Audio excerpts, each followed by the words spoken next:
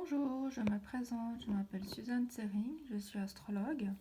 Donc je vous propose d'apprendre à interpréter le thème astral à travers ces vidéos que je suis en train de poster actuellement sur YouTube. Et donc là, nous avons déjà vu la prédominance des éléments, donc le nombre de planètes dans les différents éléments du thème. Nous avons regardé déjà comment on interprétait le maître d'ascendant et les maîtres des 4 maisons angulaires, c'est-à-dire le maître du milieu du ciel, le maître du fond du ciel et le maître de la maison 7, donc du descendant. Et dans cette vidéo, je vous propose de regarder les axes, les différents axes, et voir comment vous pouvez les interpréter et quels mots-clés ou quelle interprétation vous pouvez en faire. Donc on a ici sur une carte comme ça, sur un thème astral, on a déjà le premier axe qui nous saute aux yeux, c'est l'axe ascendant-descendant, qui s'appelle, en général on l'appelle, cet axe-là, on l'appelle l'axe de conscience. Pourquoi est-ce qu'on l'appelle l'axe de conscience? Parce que c'est avec cet axe qu'on prend conscience de son environnement, de ses relations.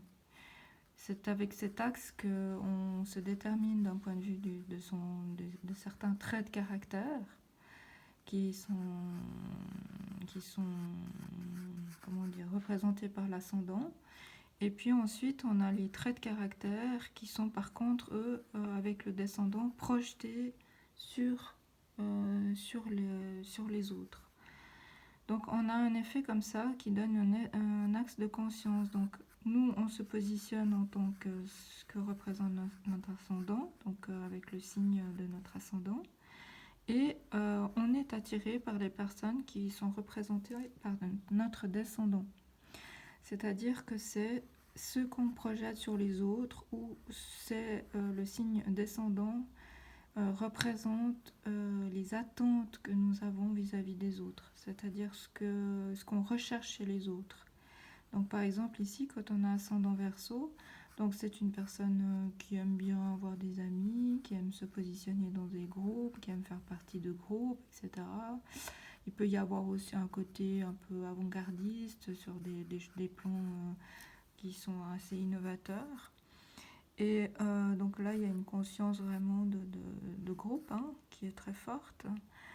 Et avec l'ascendant, avec le descendant dans le signe du lion, ça donne une personne qui est attirée par les gens qui brillent, les gens qui ont une position forte, les gens qui ont un rayonnement personnel.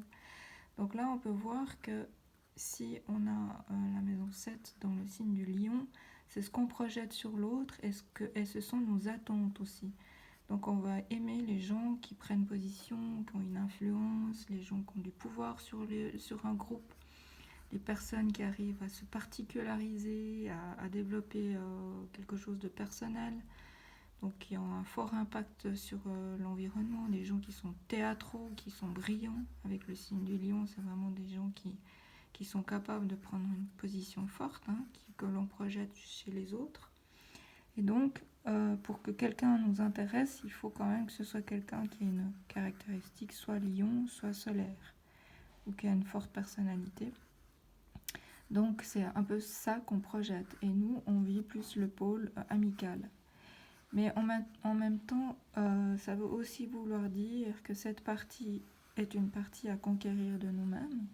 C'est-à-dire que quelque part, on projette tellement sur l'autre la faculté de briller et de prendre une position centrale dans un groupe que ça nous oriente aussi dans le courant de notre vie à développer ces qualités-là, les qualités lion dans le cas d'un ascendant Verseau.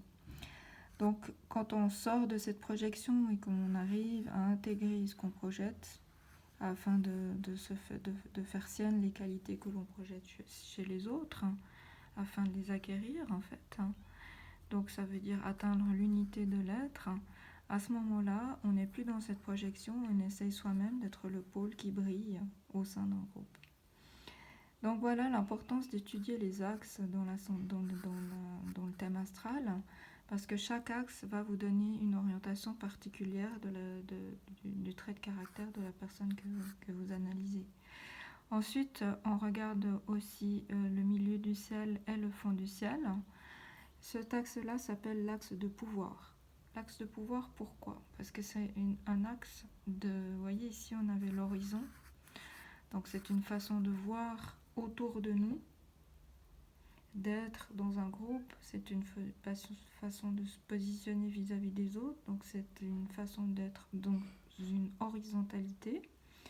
Et ici, avec le fond du ciel et le milieu du ciel, c'est notre verticalité. Donc, l'axe de pouvoir. C'est-à-dire, qu'est-ce qu'on est capable de montrer au monde? Comment est-on capable de s'enraciner pour avoir assez de force pour pouvoir se projeter dans le monde et devenir une personne qui accomplit sa destinée et son rôle social, par exemple.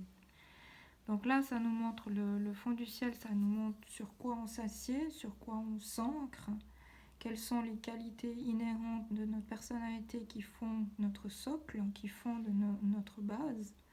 Comme quand on veut construire une maison, d'abord il faut faire les fondations. Donc la maison 4, c'est les fondations de l'être. Et ensuite, plus les fondations sont solides, et mieux on peut se projeter dans le monde social, et mieux on peut avoir de force pour pouvoir ensuite récupérer et venir se ressourcer dans la 4, pour pouvoir ensuite retourner dans le monde social. Et donc c'est tout un espèce d'équilibre qui nous donne du pouvoir. Le fait d'avoir cet enracinement qui nous donne la possibilité de prendre notre position et donc d'avoir du pouvoir. Et donc là, c'est toujours intéressant de regarder sur quoi se base une personne, donc quels sont les domaines dans lesquels il peut s'enraciner, lesquels qui vont ressourcer. Ça fait partie aussi peut-être d'un actif qui lui vient de ses parents, parce que c'est aussi l'axe qui s'appelle l'axe parental, la maison 4, la maison 10. Donc il y a beaucoup de controverses pour savoir si la 4 est la mère et puis que la 10 est le père ou vice-versa. Moi je dis simplement que la maison 4 représente le parent avec lequel on a eu beaucoup plus d'affinité, beaucoup plus d'intimité, et que la maison 10 représente le parent qui nous a ouvert au monde extérieur, à la société, qui nous a encore encouragés dans une profession, admettons, et qui nous a aidés à nous frayer notre place dans le monde. Alors ça c'est la maison 10 qui représente ce parent-là. Donc dans certains cas, ça peut être le 4 la mère, et ça peut être parfois aussi le 4 le père. Donc il faut un peu poser les questions pour voir lequel est représenté par le 4. Alors parfois, de toute évidence, par exemple, si vous avez une maison 4 en Sagittaire, et qu'un de vos parents est étranger, donc à ce moment-là, vous pouvez tout de suite dire que ce parent qui est étranger correspond à votre maison 4. Donc voilà, c'est important d'analyser ensuite le fond du ciel et le milieu du ciel qui représente l'axe de pouvoir, mais pas que. Il n'y a pas seulement ces axes-là dans un thème. Parce qu'il peut se trouver que vous ayez une opposition, admettons. Vous pouvez avoir un thème astral dans lequel il y a une opposition. Donc les oppositions représentent toujours un équilibre à trouver entre deux signes et entre deux planètes. Donc il y a un courant qui est représenté par le signe à travers la planète en question. Donc ici on a une opposition entre Uranus et Saturne. Et donc on a ici Uranus dans le signe du Lion et on a Saturne ici dans le signe du Verseau. Donc ça aurait pu être le pôle, un autre pôle du Verseau qui aurait été mis en évidence par cette opposition intégrée.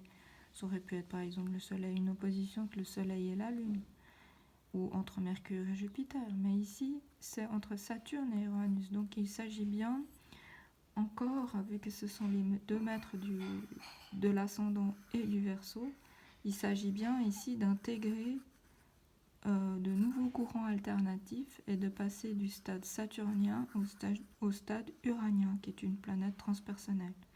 Donc ici, on voit bien, comme ça se situe aussi dans la maison 1 chez cette personne et dans la maison 7, on peut vraiment voir qu'il est amené, à travers ces rencontres, à évoluer aussi personnellement. et qu'il est aussi amené, de par ses rencontres, à amener quelque chose avec ses rencontres. C'est-à-dire il va pouvoir dégager des nouveaux courants alternatifs, faire des découvertes de type uranien, mais c'est dans son entourage qu'il sera amené à faire ces découvertes, et à cause de l'opposition, il va pouvoir trouver un équilibre entre ces deux planètes. Donc l'opposition, c'est toujours une recherche d'équilibre. C'est-à-dire qu'au début, quand on n'a pas intégré son opposition dans un thème, la personne vit un pôle, puis elle vit l'autre pôle, ensuite elle revient à ce pôle, et ensuite ainsi de suite. Donc ça veut dire qu'à un moment donné, elle vit le pôle saturnien, le professeur, le sachant, celui qui est très posé dans ses analyses, qui est très sérieux, etc. Et tout d'un coup, ça c'est en général à travers les transits qu'on peut voir quand est-ce que ça se positionne différemment. C'est-à-dire tout d'un coup, on est amené à faire des découvertes, à vivre ce pôle uranien, donc à être un innovateur, un pionnier, quelqu'un qui fait les choses différemment, qui innove quelque chose. Et donc avec Uranus, tout d'un coup, on peut être amené à vivre le côté uranien. Et justement, de par ce fait, on se dégage de ce côté saturnien. Et parfois, il peut arriver même qu'on rejette ce qu'on était pour intégrer l'uranien. Parce qu'on se dit, ah, mais c'est ça la vérité finalement. Non, c'est faux d'être un sachant qui prend ses références sérieusement, etc. Mais qu'il vaut mieux plutôt s'en référer à son inconscient, par exemple, ou son intuition. Vous voyez, alors la personne au début, elle est ballottée en fait avec ces deux tendances. C'est ce que forme l'opposition. Et à un moment donné, on arrive à une sorte d'objectivité, c'est-à-dire qu'on arrive à intégrer les deux aspects comme étant ensemble et non séparés.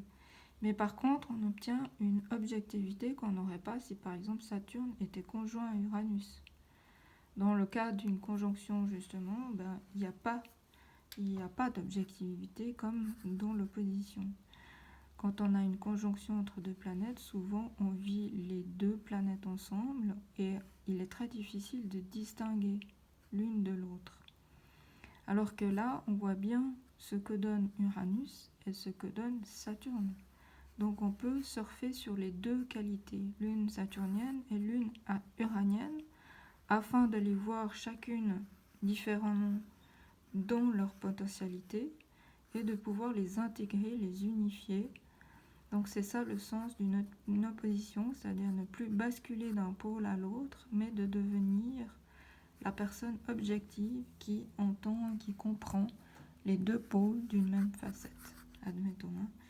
Et là, comme c'est dans le signe du Verseau, il faut toujours tenir compte du signe. Donc ici, Uranus, il est plutôt en chute, et ici, Saturne, il est plutôt en exaltation. Donc il aura toujours peut-être une méfiance par rapport à cet inconscient collectif qui vient à lui, et il l'analysera peut-être toujours avec la réserve d'un Saturnien, mais c'est aussi un positionnement qui sera amené à prendre dans le monde, et c'est aussi quelque chose peut-être qu'il a projeté sur les autres, vous voyez. Ce côté uranien, peut-être qu'il l'a au départ vécu comme une sorte de projection, une qualité à obtenir, comme quelque chose de rayonnant, qui peut amener du rayonnement, qui peut amener de la personnalité, qui peut amener quelque chose de nouveau dans une prise de position face à un groupe. Et donc c'est pourquoi il s'est beaucoup inspiré des auteurs très connus. Jung, il a toutes ses références, toutes les déductions qu'il a faites, il les a piochées dans toutes ses lectures des plus grands chercheurs et des plus grandes personnes qui se sont intéressées. Bon, lui, son domaine, c'était la psychologie. Donc il a lu, il s'est référé, il a peaufiné, il a étudié, il a approfondi tout ce qui touchait le domaine de la psychanalyse, mais qui avait été déjà fait et découvert avant lui, pour lui-même en tirer ses propres interprétations et ses propres conclusions. ou pas. Donc là, on peut voir comment ça a joué cette opposition dans ces signes Verseau-Lion.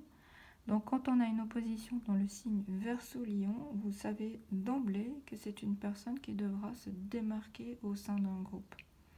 Donc c'est une personne qui va innover quelque chose et qui va faire briller des qualités face à, justement, lui, il a amené l'inconscient collectif face à tous ces professeurs qui étaient un petit peu trop saturniens et qui manquaient un peu d'originalité et de finesse et de complexité dans leurs études et leurs déductions.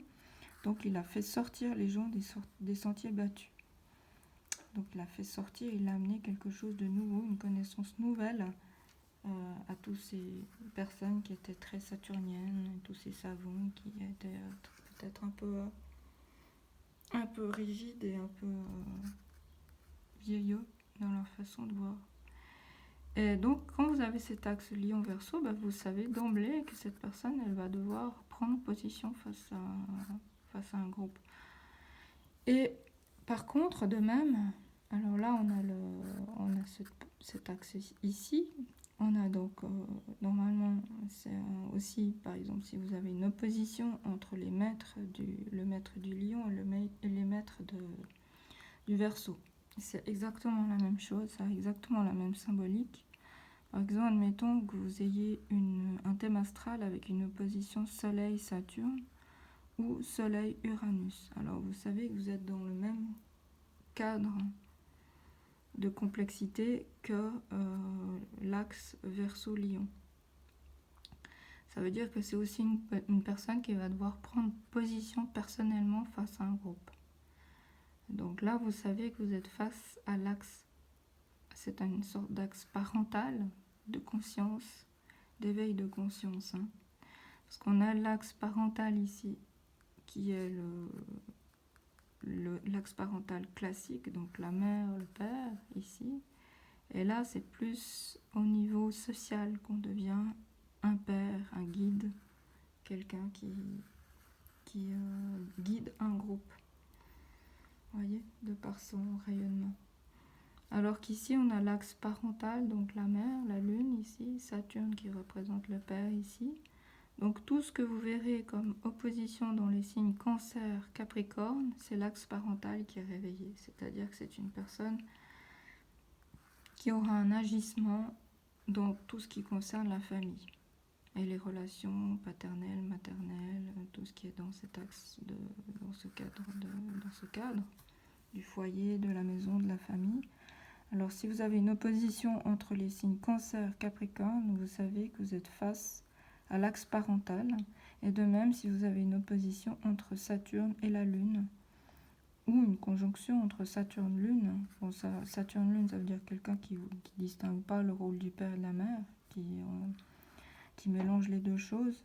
Par contre, si vous avez une opposition, ça veut dire que c'est quelqu'un qui se positionnera soit en tant que père, soit en tant que mère, soit en tant que parent. Donc là, c'est l'axe parental. Et ensuite, vous avez aussi l'axe, ici, vous avez les axes vénusiens, Mars, Vénus.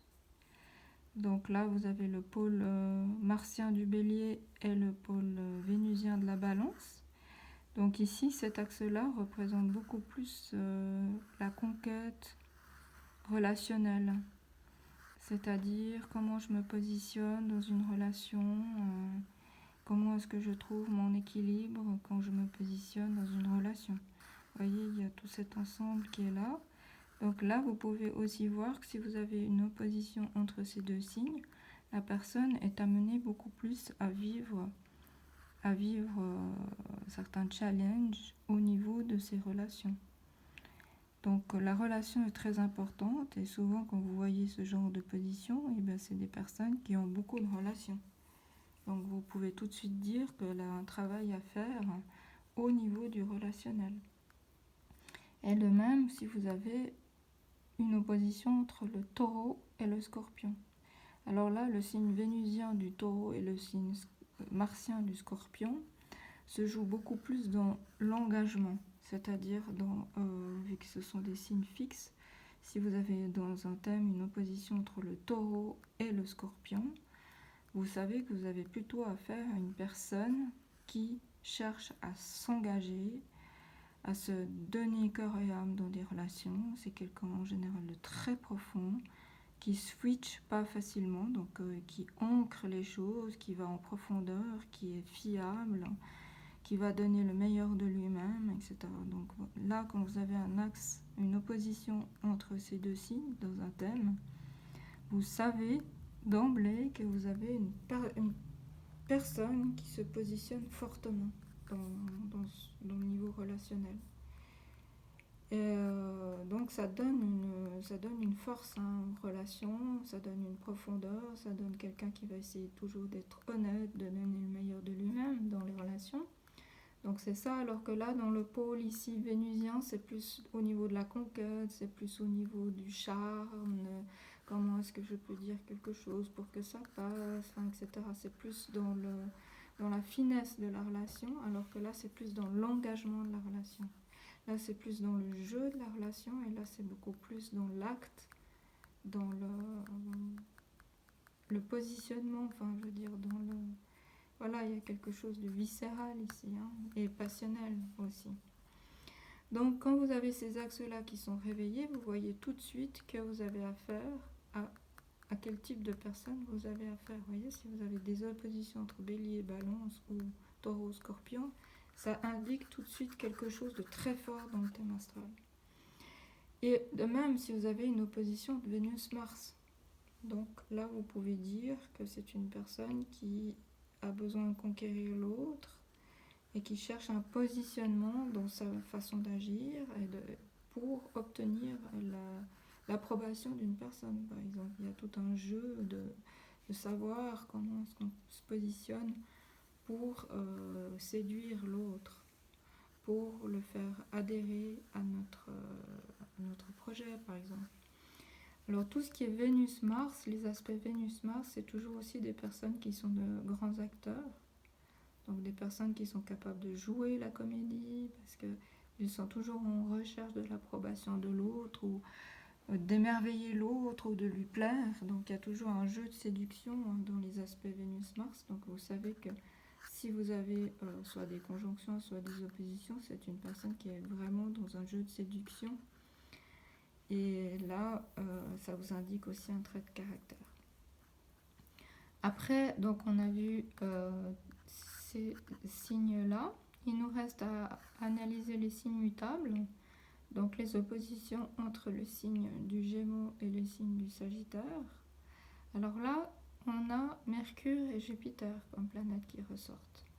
Alors de même, quand vous avez cet axe qui est valorisé par une opposition, il faut vraiment en tenir compte, parce que ce n'est pas rien. Ça veut dire que la personne est là pour délivrer un enseignement. Donc ça veut dire que cette personne a vraiment un enseignement à délivrer. Alors admettons que ce soit le signe ascendant, descendant, qu'il n'y ait pas du tout d'opposition dans ces signes. Ça veut dire simplement que c'est une personne qui est en recherche de compréhension, qui est en recherche de connaissance. Et au fond d'elle, elle recherche un peu l'élève, quoi. Elle recherche la personne avec qui elle va pouvoir échanger. Donc elle recherche le Gémeaux, la personne qui est en apprentissage.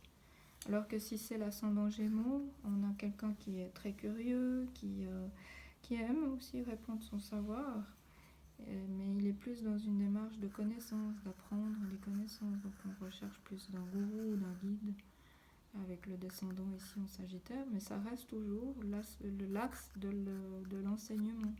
C'est-à-dire que là, on a vraiment les professeurs, on a vraiment les gens qui essayent de divulguer des savoirs ou qui sont en recherche de savoir.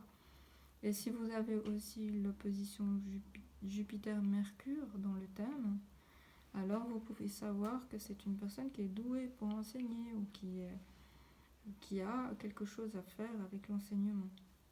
Donc c'est vraiment quelqu'un qui pourra transmettre des messages.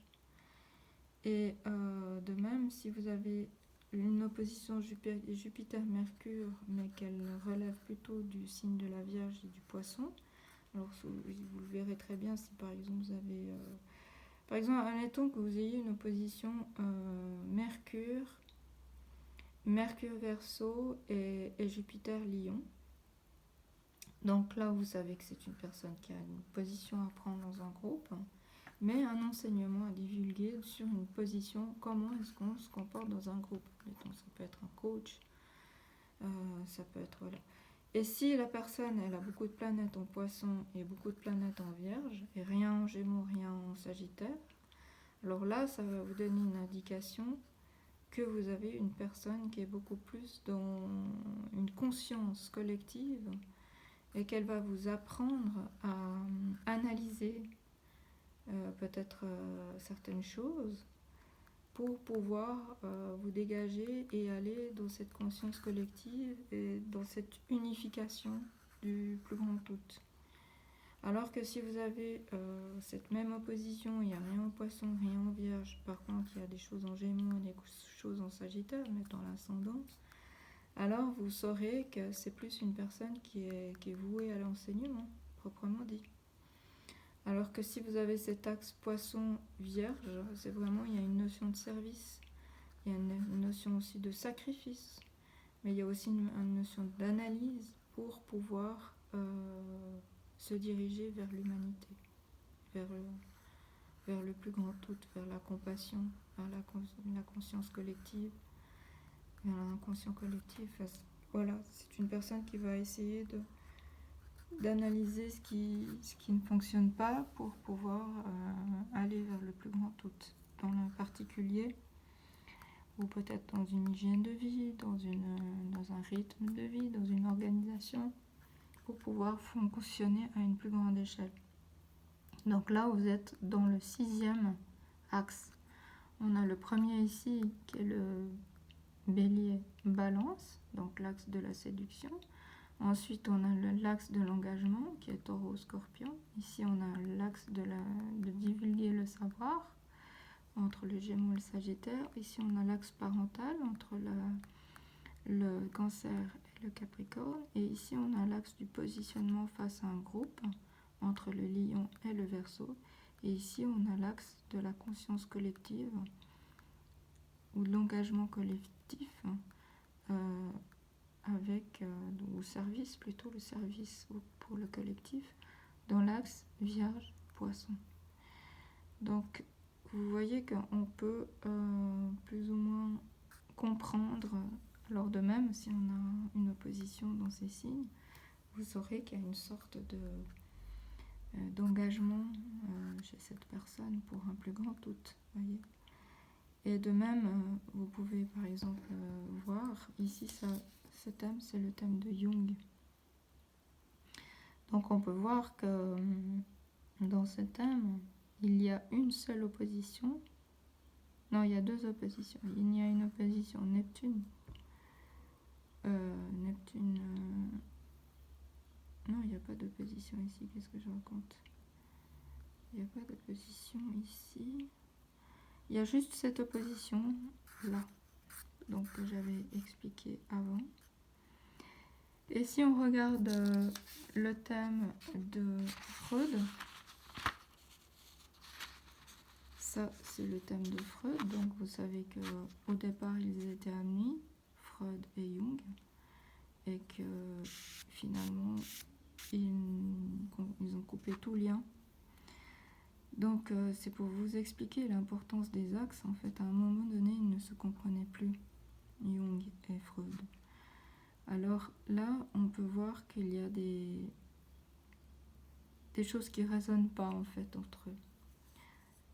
Freud, il n'a rien il n'a pas d'opposition entre le Lion et le Verseau. Par contre, il a son axe ici, l'axe de pouvoir. Mais il n'a pas de planète. Par contre, tout se joue ici avec le Bélier, le Poisson, le Bélier, le Taureau et le Gémeaux dans son thème. Il y a beaucoup de choses comme ça dans ces signes primaires. Et donc, il y a cette opposition avec l'ascendant ici. Mais surtout,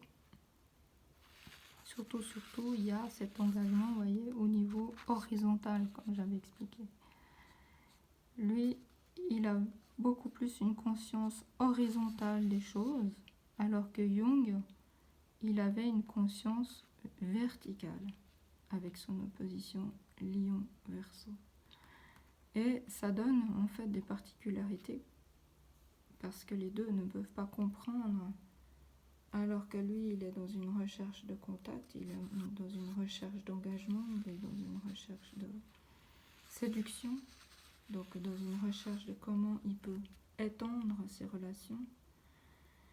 Et lui est plutôt dans une conscience avec l'axe Verseau-Lion. Donc pour Jung, c'était différent. Son axe était beaucoup plus valorisé dans le sens Verseau-Lion. Donc il avait plus une verticalité, alors que Freud avait beaucoup plus tendance à être dans une horizontalité.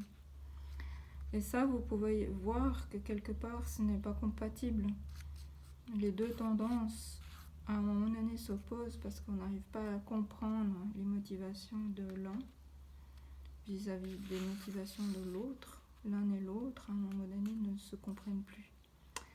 Donc c'est ça qui a créé leur divergence. Bien entendu, il y a aussi d'autres choses dont j'en parlerai dans d'autres vidéos. Mais déjà rien qu'en considérant ces axes, vous pouvez déjà voir si des personnes sont compatibles ou pas. Alors, justement, regardez bien quand vous voyez des oppositions dans les thèmes astro, par exemple, d'un couple. C'est intéressant de voir que si vous avez une opposition dans un même signe ou avec des planètes du même couple planétaire, vous allez trouver des concordances et des similitudes dans le comportement. Donc les personnes pourront échanger par rapport à leur... pourront s'entraider aussi dans leurs objectifs. Et donc je vous rappelle que les couples, quels sont-ils? Alors on a le couple Soleil-Saturne-Uranus. Le deuxième couple c'est Lune-Saturne. Le troisième couple c'est Mercure-Jupiter. Le quatrième couple c'est Vénus-Mars. Et qu'est-ce que je dis 1, 2, 3, 4, 5. Et le cinquième couple, c'est Jupiter, Neptune, Mercure, le service. Donc, quand vous avez même couple ou même opposition entre les couples de planètes, vous pouvez dire que les personnes sont dans une démarche similaire et donc ils vont parler la même langue et se comprendre. Donc là, vous pouvez aussi voir. Alors bien entendu, il y a beaucoup de couples. Par exemple, là, il y a l'axe karmique. Chez lui, l'axe karmique, il était en bélier-balance. Donc c'est pour ça qu'il a été amené à rencontrer Freud aussi.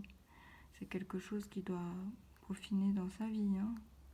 Donc il y a des axes, parfois on a des choses qui sont ambivalentes dans notre thème. Mais disons qu'avec cette opposition, c'était surtout une recherche très forte ici, voyez, dans cet axe-là, alors que pour Freud, on voyait bien que tout était un peu situé autour des signes ici, des signes vénusiens. Donc voilà, je vous propose de mettre un like à ma vidéo, et à bientôt pour de prochaines aventures. Au revoir.